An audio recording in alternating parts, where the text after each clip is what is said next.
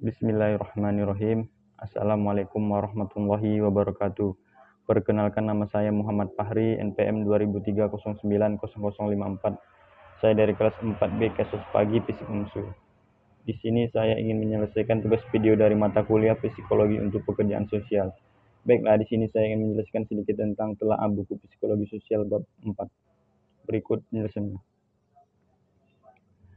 Identitas sosial adalah definisi seseorang tentang siapa dirinya, termasuk di dalamnya atribut pribadi, serta keanggotaan dalam berbagai kelompok yang dimiliki bersama dengan orang lain. Pembentukan identitas individu dan kelompok dipengaruhi oleh hubungan sosial dengan orang lain atau anggota lain dalam kelompok. Dalam proses pembentukan identitas individu, kelompok berfungsi menanamkan nilai dan norma sosial dalam diri individu. Setiap kelompok memelihara kebanggaan dan kesombongannya sendiri, menyombongkan dirinya lebih unggul, meninggikan keilahiannya sendiri, dan memandang rendah orang luar. Sebuah kelompok juga akan membangun dan juga akan mengirimkan kepada anggotanya penjelasan tentang ide-ide yang kompleks dan asing dalam istilah yang jauh lebih akrab dan langsung. Representasi sosial dan dapat mendistorsi dan menyederhanakan peristiwa atau fenomena yang dirasakan. Deprivasi relatif terjadi ketika pengalaman seseorang dibandingkan dengan harapannya.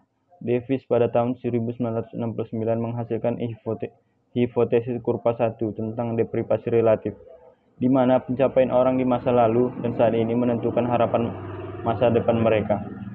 Di mana pencapaian tiba-tiba tidak sesuai dengan harapan, ada deprivasi relatif yang akur.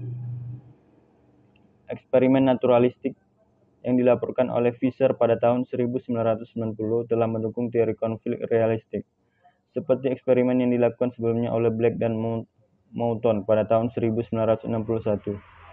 Fokus dalam teori ini terletak pada hubungan antara sifat kooperatif atau kompetitif dari perilaku manusia dan tujuan masyarakat. Dilema tahanan didasarkan pada situasi kehidupan nyata, anekdot di mana dua tahanan mendapati diri mereka diinterogasi oleh detektif. Mereka jelas bersalah, tetapi para detektif hanya memiliki cukup bukti untuk menghukum mereka atas pelanggaran yang lebih ringan. Freud pada tahun 1930 mengusulkan bahwa ada dua kekuatan naluriah yang berlawanan yang bekerja pada manusia, yaitu eros dan ihanatos. Yang pertama adalah naluri kehidupan dan yang terakhir adalah naluri kematian. Pemeliharaan diri sebagai lawan dari penghancuran diri. Wilson pada tahun 1975 mendefinisikan sosiobiologi sebagai studi tentang dasar biologis perilaku sosial. Asumsi dari semua penjelasan yang berbasis biologis tentang agresi berpusat padanya sebagai naluri dan bawaan. Ini adalah bagian dasar dari kondisi semua hewan termasuk manusia. Adapun faktor-faktor yang dapat mempengaruhi perilaku agresif yaitu faktor pribadi, termasuk dalamnya perbedaan individu, dan kedua faktor lingkungan seperti cuaca panas dan kualitas udara yang buruk. Variabel situasional seperti adanya senjata atau semacam provokasi.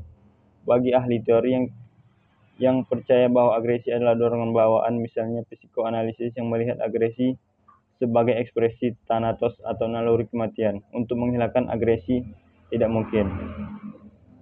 Jika frustasi merupakan faktor utama dalam agresi, harus dimungkinkan untuk mencari cara-cara mengendalikan frustasi untuk mengurangi agresi tersebut. Ahli biologi berpandangan bahwa sama seperti ada kebutuhan bawaan pada manusia untuk makan ataupun minum, ada juga kebutuhan untuk membantu orang lain, dan ini telah diambil sebagai salah satu penjelasan untuk keberhasilan komparatif spesies manusia. Orang tua adalah model yang ideal di mana mereka mempraktikkan apa yang mereka ajarkan dan dengan jelas menetapkan norma-norma perilaku yang diharapkan. Mereka akan mendorong anak-anak untuk menjadi pro-sosial. Ensberg dan Musen pada tahun 1989. Baiklah, hanya itu yang dapat saya sampaikan. Lebih dan kurang saya mohon maaf. Bila bisa haq wastabiqul khairat. Wassalamualaikum warahmatullahi wabarakatuh.